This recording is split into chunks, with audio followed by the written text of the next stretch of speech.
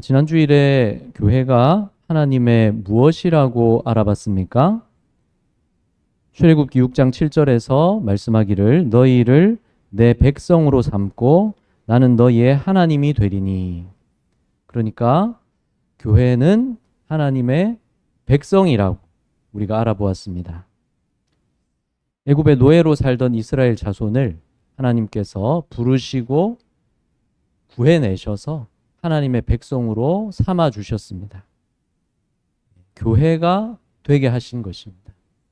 오늘 우리를 하나님이 죄의 노예였던 상태에서 부르시고 건져내셔서 구원하셔서 우리를 하나님의 백성으로 삼아 주신 겁니다. 그래서 교회는 하나님이 택하여 부르신 하나님의 백성인 것입니다. 여러분, 하나님의 백성인 줄을 믿으십니까? 그러면 우리가 하나님의 백성으로 살아가야 되는 것이죠. 그래서 첫째로 교회는 우리를 부르신 하나님의 뜻대로 운영되어야 합니다. 그리고 두 번째로 하나님이 교회를 다스리시고 인도하신다는 것을 우리가 믿어야 됩니다. 그리고 셋째로 우리는 이 세상에서 하나님의 백성으로 살아가는 것입니다. 그러니까 혼자서 하나님을 믿는 게 아니라는 겁니다. 하나님의 백성 가운데 나도 속해서 함께 하나님을 믿으며 살게 하셨습니다. 바로 교회에 함께 속해서 살게 하신 겁니다. 이렇게 성경에서는 교회를 또 표현하는데, 교회는 그리스도의 무엇이라고 표현하겠습니까? 에베소서 1장 23절에서 교회는 그의 몸이니 말씀합니다. 그러니까 교회는 그리스도의 몸이죠. 머리는 그리스도시고 몸은 우리가 되는 것입니다. 이렇게 우리가 그리스도와 하나가 되었다는 것을 의미하는 것이죠. 우리가 그리스도에게 연합되었다는 것입니다. 이것이 놀라운 은혜이고 복입니다. 우리가 그리스도의 몸이라서 좋은 점이 뭐겠습니까? 주님께서 몸인 교회를 사랑하고 돌보십니다. 여러분은 몸을 어떻게 하고 계십니까? 여러분 몸을 잘 돌보고 계시죠? 날마다 음식을 드실 거고, 운동도 하실 거고, 잠도 주무실 겁니다. 내 몸 내가 잘 챙겨야지 이렇게 생각하실 겁니다. 그걸 오늘 본문에서 말씀하고 있는 거죠. 같이 읽겠습니다. 누구든지 언제나 자기 육체를 미워하지 않고 오직 양육하여 보호하기를 그리스도께서 교회에게 함과 같이 하나니. 누구나 자기 몸을 소중히 여기고 자기 몸을 잘 돌보는 게 당연한 일이죠. 자기 몸이 어떻게 되든지 자기 몸을 돌볼 줄 모르고 스스로를 아무렇게나 내버려 둔다면 그 사람은 지금 문제가 있는 것이죠. 누구나 자기 몸을 돌보고 아끼듯이, 그게 당연하듯이 그리스도께서도 자기 몸인 교회를 아끼고 돌보십니다. 소중히 여기십니다. 바로 그리스도의 몸인 우리들을 그렇게 하십니다. 그게 오늘 본문 말씀인데, 예수 그리스도께서 자기 몸인 교회를, 바로 우리들을 사랑하셔서 양육하시고 보호하신다는 말씀이죠. 여러분, 이것을 경험하고 계십니까? 고 안종득 장로님 둘째 따님 되는 안혜숙 권사님이 한 번씩 교회로 찾아오시죠. 그래서 같이 예배를 드리는데 그때마다 꼭 이런 얘기를 합니다. 저에게 은성교회는 언제나 고향교회, 고향 어머니 품과 같아서 언제 와도 마음이 포근하고 참 은혜를 얻고 힘을 얻는다고 그렇게 얘기합니다. 고향 모교회에서 그런 감동을 느낀다고 하는 권사님 얘기 들으면서 저도 마음이 따뜻해지고 교회가 얼마나 소중한가를 생각하게 되는데요. 고향 모교회라서 뿐만 아니라 원래 교회는 어머니의 품과 같습니다. 왜 그렇습니까? 교회는 영적인 생명이 태어나서 자라나는 곳이기 때문에 그렇습니다. 갈라디아서 4장 19절에서 나의 자녀들아 너희 속에 그리스도의 형상을 이루기까지 다시 너희를 위하여 해산하는 수고를 하노니 사도 바울이 갈라디아 교인들에게 이런 마음을 갖고 있었다는 겁니다. 그들을 위해서 해산하는 수고를 한다는 것입니다. 처음에 그들이 예수님을 믿어서 영적으로 태어나게 하기 위해서도 그랬고, 그리고 계속해서 그들이 그리스도의 형상을 이루면서 자라나기 위해서 그것을 위해서 해산하는 수고를 한다는 것입니다. 그렇게 해산의 수고를 마다하지 않고 그렇게 자식을 낳아서 또 밤낮 애를 쓰며 기르는 것이 어머니의 마음이죠. 바울이 이런 심정으로 교인들을 사랑하고 품었던 이유가 뭡니까? 이게 바로 주님의 마음이기 때문에 그렇습니다. 주님이 먼저 십자가에서 우리를 위해 해산의 수고를 하셨습니다. 그래서 우리가 하나님 자녀로 다시 태어날 수 있게 해주셨습니다. 또 우리가 영적으로 자라나도록 주님이 지금도 우리를 돌보고 계신 겁니다. 교회를 돌보고 계신 겁니다. 이런 주님의 마음이 바로 어떤 마음과 같습니까? 바로 어머니의 마음과 같은 것이죠. 이런 어머니의 마음과 같은 주님의 사랑이 교회 가운데 부어지고 있기 때문에, 그 마음으로 주님이 우리를 돌보고 계시기 때문에, 그래서 교회는 어머니의 품과도 같은 것입니다. 이런 주님의 마음을 알지 못한다면 사실 우리는 영적으로 고아와 같을 것입니다. 그래서 아직 주님을 알지 못하는 그 심령은 사실 고아인 것이죠. 미혼모에게서 태어나서 보육원에 곧바로, 고아원에 곧바로 보내졌다가 곧 입양이 돼서 자라난 아이가 있는데, 그 아이가 자라서 중학교 2학년 때 자기가 입양된 것을 알게 됐습니다. 그러면서 많이 방황을 했습니다.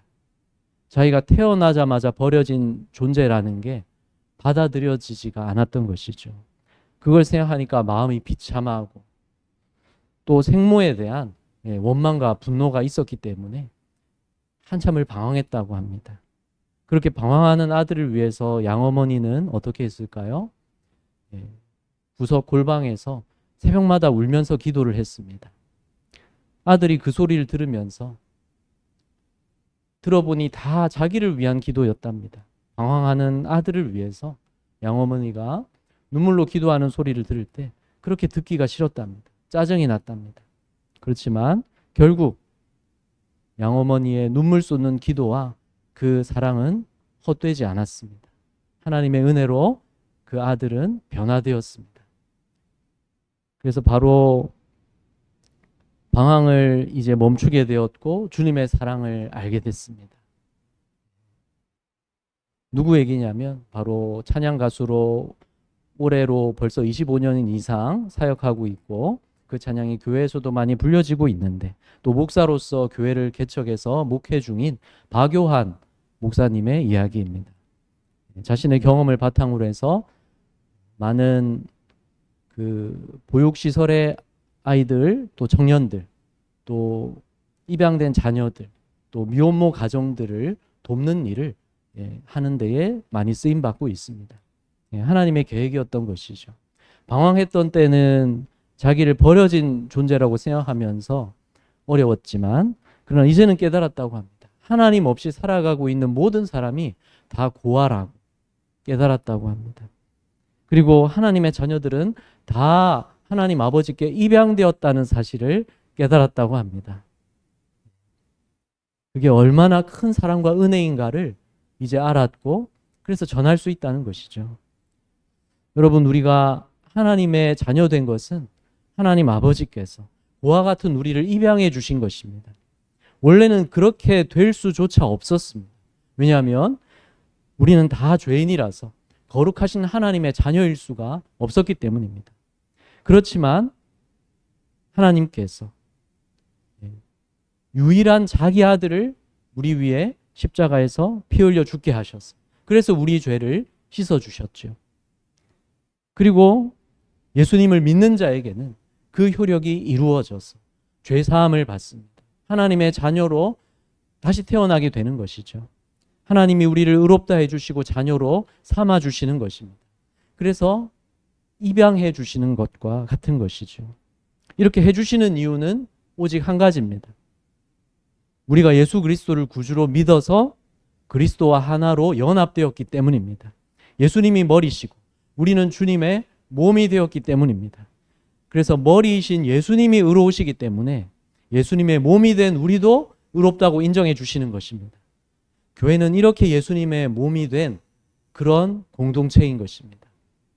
살아있는 한 몸이 된 공동체인 것입니다. 그것도 예수님의 몸이 된 공동체인 것입니다. 예수님은 자기 몸인 교회를 당연히 사랑으로 돌보십니다. 우리가 우리 몸을 아끼고 돌볼 줄 알듯이 주님이 어찌 자기 몸을 돌보시지 않겠습니까? 자기 몸인 교회를 사랑하고 돌보십니다. 그래서 교회에는 주님의 사랑이 지금도 임하고 있습니다. 어머니 품과도 같은 교회가 그래서 되는 것입니다. 그런 사랑과 은혜를, 바로 주님의 사랑과 은혜를 우리가 경험할 수 있습니다. 교회를 통해서 경험할 수 있습니다. 교회에 속한 우리를 지금도 주님이 먹이시고 입히시고 자라게 하시고 보호해 주시기 때문에 그렇습니다. 무엇으로 우리를 입히십니까? 주님의 의로움으로 우리를 입히십니다. 무엇으로 우리를 먹이십니까? 주님의 말씀으로 우리를 먹이십니다. 그래서 자라게 하십니다. 베드로전서 2장 2절 갓난 아기들 같이 순전하고 신령한 젖을 사모하라. 이는 그로 말미암아 너희로 구원에 이르도록 자라게 하려 함이라. 아기들이 엄마 젖을 먹으려고 얼마나 사모합니까? 하나님의 말씀을 그렇게 간절히 바라고 사모하십시오. 그럴 때 우리는 어떻습니까? 어머니 품에 안겨서 젖을 먹고 있는 것과 같습니다. 이 시간에도 하나님의 순전한 말씀을 사모하십시오. 제 말이 아닌 것입니다. 제가 하나님의 말씀을 가지고 전하는 한 저는 이 시간 제 생각과 제 논리를 여러분에게 전하고 가르치는 것이 아닙니다. 세상에서 살아가는 방법을 단지 인간의 어떤 이론으로 여러분에게 전하는 것이 아닙니다. 단지 인간의 어떤 경험을 가지고 전하는 것이 아닙니다. 하나님의 말씀을 근거로 전하는 것입니다. 그러니 하나님의 말씀을 간절히 사모하시기 바랍니다. 그 말씀이 여러분을 살게 하고 자라게 하는 것입니다. 모든 사람은 다 고아와 같았습니다. 우리를 지으신 하나님을 떠나 있을 때는 다 고아였습니다. 그렇지만 주님을 믿어서 이제 주님의 몸이 되면 더 이상 고아가 아니고 더 이상 혼자가 아닙니다. 어머니 품과 같은 교회에서 영적으로 다시 태어나고 자라고 있기 때문에 그렇습니다. 주님이 우리를 양육하고 돌보고 계십니다. 이 일을 위해서 목회자도 사용하시고 또 직분자들도 사용하십니다. 저와 그리고 직분을 맡은 모든 분들이 주님의 마음을 알아서 그 마음으로 섬겨야 되겠습니다. 또한 모든 성도들이 서로 협력해야 되는 것입니다. 주님의 은혜를 사모하면서 협력해야 되는 것입니다. 저와도 협력하고 직분자들과도 협력하고 우리 서로가 주님만을 바라보면서 함께 도와야 되는 것입니다. 그럴 수 있도록 그렇게 하라고 주님의 몸이 되게 해주셨습니다. 주님의 몸이 바로 교회인 것입니다. 그리고 우리 각 사람은 무엇입니까? 주님 몸의 지체들인 것입니다. 30절 말씀, 우리는 그 몸의 지체임이라. 몸의 지체로는 팔도 있고 다리도 있고 발도 있습니다. 또 눈도 있고 코도 있고 귀도 있고 입도 있습니다. 또 우리 몸속에는 장기들도 있죠. 우리 몸을 구성하는 모든 부분들이 바로 몸의 지체들입니다. 바로 주님의 몸인 교회를 이루는 모든 한 사람 한 사람이 바로 지체들인 것입니다. 우리 몸의 지체 중에 귀하지 않은 것이 있습니까? 아무것도 없는 것이죠. 우리가 필요 없다고 하는 맹장도 사실은 필요하다고 하는 그러한 이론도 있습니다. 우리가 다 알지 못할 뿐 하나님이 있게 하신 이유가 있겠죠. 우리 중에 어느 한 사람도 귀하지 않은 사람이 없습니다. 그래서 우리는 서로를 귀하게 여기면서 함께 주님의 말씀을 사모해야 되겠습니다. 함께 은혜를 사모하고 함께 영적으로 자라갑시다. 저도 자라고 여러분도 자라고 영적으로 함께 자라서 그리스도의 형상을 이루어 가야 되는 것입니다. 그럴 때 우리 교회는 우리 모두에게 어머니 품과 같은 곳이 되는 것입니다. 주님이 그런 마음으로 지금도 우리를 품으시고 우리를 돌보고 계십니다. 교회는 이렇게 주님의 몸이고 주님께서 몸인 교회를 돌보시는데, 이런 관계는 또한 남편과 아내의 관계를 통해서 나타나고 있습니다. 오늘 본문을 29절과 30절로 잡았지만 사실 이 앞뒤로는 남편과 아내의 관계를 예로 들어서 설명하고 있는 내용입니다. 하나님이 사람을 남자와 여자로 지으실 때 나타내려고 하신 의미가 있습니다. 남자는 머리가 되게 하셨습니다. 그래서 남자를 먼저 지으신 겁니다. 남자인 아담을 먼저 지으셨고 그 남자의 갈비뼈를 가지고 여자를 만드셨습니다. 그렇게 하신 의미는 남자는 머리이고 여자는 남자에게서 나온 몸이라는 의미를 부여하신 겁니다. 왜 그렇게 하셨겠습니까? 이것을 통해서 그리스도와 교회의 관계를 나타내시려고 그렇게 하신 겁니다. 에베소서 5장 23절, 이는 남편이 아내의 머리됨이 그리스도께서 교회의 머리됨과 같음이니. 그러면 머리되는 남편이 해야 될 일은 뭐겠습니까? 뭐든지 자기 마음대로 하면 됩니까? 그게 아니라 하나님의 뜻은 이것입니다. 머리되는 남편이 해야 할 일은 아내를 사랑하는 것인데, 어떻게 사랑하라는 것이냐면 그리스도께서 교회를 사랑하신 것처럼 사랑하라는 것입니다. 에베소서 5장 25절, 남편들아 아내 사랑하기를 그리스도께서 교회를 사랑하시고 그 교회를 위하여 자신을 주심같이 하라. 그리스도께서는 어떻게 하셨습니까? 교회를 위하여 자신을 내어주어 십자가에서 죽으시기까지 사랑하셨습니다.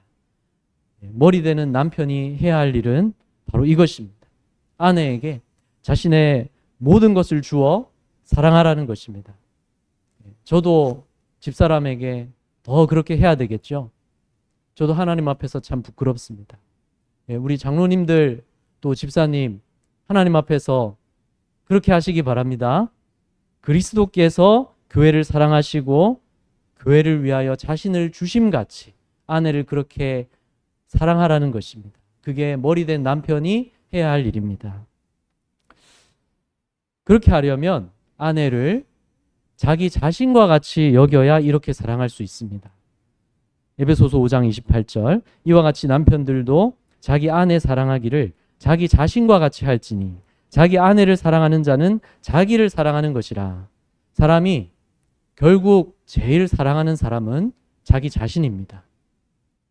그래서 남편이 아내를 가장 사랑하는 길은 아내를 자기 자신같이 여기는 것입니다. 아내를 자기 자신같이 사랑할 때 최고로 사랑하게 되는 것입니다. 같은 이유로 예수님은 산상수훈에서 이 말씀을 하신 것이죠.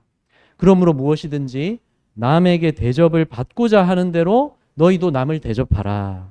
사람이 자기가 대접받고 싶은 대로 남을 대접한다면 그게 가장 최고로 대접하며 사랑하는 것이 되는 겁니다. 남편도 아내를 그렇게 사랑해야 됩니다. 자기 자신을 사랑하듯이 아내를 사랑해야 됩니다. 그러면 그게 최고로 사랑하는 것이 됩니다. 예수님께서 교회를 이렇게 사랑하십니다. 그런데 예수님이 교회를 사랑하시는 것은 한 남자와 한 여자가 서로 사랑할 때와는 분명히 다른 점이 있습니다. 미국의 침례교 목회자 존 파이퍼 목사님이 이렇게 설교한 것을 읽었는데요. 한 남자와 한 여자가 서로 사랑할 때는 어떻습니까? 상대방에게 매력을 느꼈다는 것이죠. 콩깍지가 씌었든지 어쨌든지 내가 그 사람을 볼 때 매력을 느끼고 마음에 들었다는 거 아닙니까? 그러니까 사랑하고 결혼도 하고 그렇게 하는 것이죠. 이와 달리 예수님은 우리에게서 매력을 느껴서 우리가 사랑할 만해서 그래서 사랑하신 게 아닙니다. 어떤 조건을 보고 사랑하신 것도 아닙니다. 사람은 별로 마음에 안 드는 것 같은데도 이 남자는 그래도 돈이 많고 또 생활력이 좋고 성실해서 내가 이 남자를 믿고 같이 살 수 있겠다. 그렇게 생각할 수도 있지만 또 남자도 여자를 볼 때 이 여자는 내 이상형은 아니지만 이 여자는 참 지혜롭고 말하는 것이 참 예쁘다. 내가 이 여자와 같이 살아야 되겠다. 이렇게 생각할 수도 있겠죠. 그렇지만 주님이 우리를 보실 때는 그런 점이 단 하나라도 있었겠습니까? 없었겠습니까? 예. 그렇게 사랑할 만한 매력도, 사랑해야 할 이유도, 조건도, 자격도 단 하나도 없었던 것입니다. 왜 그렇습니까? 처음 우리를 지으실 때는 하나님의 형상대로 지으셨죠. 그러나 사람은 하나님을 거역하고 떠나 있었습니다. 그래서 모든 사람은 범죄하여 타락해 있었고, 그건 무슨 말입니까? 처음 지으신 하나님의 형상을 잃어버리고 망가진 상태가 되었다는 것이죠. 말하자면 쉽게 말해서 괴물이 된 것입니다. 네. 우리가 다 괴물이라는 것입니다. 모든 사람이 죄인이라는 것은 우리는 다 하나님을 떠나서 괴물이 됐습니다. 그 뜻입니다. 그뿐만이 아니고요. 네. 그런 우리를 주님이 사랑하셨는데, 괴물이 된 우리를 주님이 사랑하셨는데 그뿐만이 아니고요. 아직 주님을 모를 때 사람은 주님을 업신여깁니다. 고린도전서 1장 23절에서 우리는 십자가에 못 박힌 그리스도를 전하니 유대인에게는 거리끼는 것이요 이방인에게는 미련한 것이로되 예수님이 십자가에서 우리 위에 못 박혀 죽으셨다고 복음을 전하면 사람들은 듣기 싫어하거나 미련한 소리, 어리석은 소리라고 여긴다는 것이죠. 바울 때도 그랬고 지금도 그렇습니다. 주님은 그렇게 주님을 멸시하던 우리를 사랑하시고 자신을 내어주신 겁니다. 만일에 남자가 한 여자에게 아무리 매력을 느끼고 그 여자가 아무리 예쁘고 아무리 이상형이라도 그 여자가 자기를 그렇게 업신여기고 멸시한다면 그 여자를 계속 사랑하고 결혼하거나 할 수 있겠습니까? 못하겠죠. 여자 입장에서도 마찬가지죠. 아무리 그 남자가 마음에 들고 사랑을 한다고 해도 그 남자가 자기를 멸시하고 조롱하고 그렇게 한다면 그 남자와 결혼해서 되겠습니까? 안 되겠죠. 하지도 않겠죠. 그런데 주님은 주님을 업신여기고 멸시하는 자들을 사랑하셨는데 자신의 물과 피를 다 쏟아주시기까지 사랑하신 것입니다. 우리가 죄사함 받고 거듭나게 하시기 위해서라면 주님은 무엇도 마다하지 않으셨습니다. 우리를 위해서 사람의 몸을 입고 낮고 천한 이 땅에 찾아오시기를 주님은 전혀 마다하지 않으셨습니다. 하나님의 아들로서 또 하나님으로서 하늘 영광을 다 버리고 이 땅에 내려오시기를 전혀 마다하지 않으셨습니다. 그리고 사람을 몸을 입고 오신 것은 무엇 때문이었습니까? 우리 위에 십자가에서 피 흘려 죽으시기까지 주님은 아무것도 마다하지 않으시고 오히려 우리를 위해서라면 그렇게 하기를 기뻐하셨습니다. 그래서 마지막 숨을 거두시기 전에 사람들을 바라보시면서 예수님을 조롱하고 멸시하는 또 십자가에 못 박아 고통받으며 죽게 한 그 사람들을 바라보시면서 이렇게 아버지께 구하셨죠. 아버지, 저들을 용서해 주십시오. 저들이 알지 못해서 저렇게 합니다. 그것이 우리 주님의 마음이었습니다. 바로 그 마음으로 남편들은 아내를 사랑하라는 것입니다. 왜냐하면 남편과 아내가 있게 하신 하나님의 뜻은 그것이기 때문입니다. 에베소서 5장 25절 남편들아 아내 사랑하기를 그리스도께서 교회를 사랑하시고 그 교회를 위하여 자신을 주심같이 하라. 24절 그러므로 교회가 그리스도에게 하듯 아내들도 범사에 자기 남편에게 복종할지니라. 여기서 복종하라는 것은 아무 것에나 다 무조건 따르기만 해야 된다는 의미는 아니겠죠. 그렇지만 남자와 여자를 지으신 하나님의 뜻을 기억하라는 것입니다. 남편과 아내라는 관계를 통해서 그리스도와 교회의 관계를 생각하라는 것입니다. 그래서 남편을 가장으로 존중하라는 것입니다. 그럴 때 가정이 복되고 부부 간에도 복되고 함께 그리스도와 교회의 관계, 주님의 그 참 사랑을 함께 바라보게 된다는 것입니다. 그리고 가정을 통해 부부 간의 그 관계를 통해 그 주님의 사랑을 나타내며 믿음의 본을 보일 수 있게 된다는 것입니다.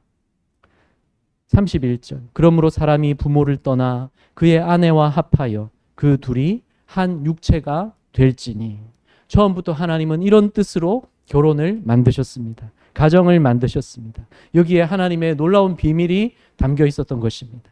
32절, 이 비밀이 크도다. 나는 그리스도와 교회에 대하여 말하노라.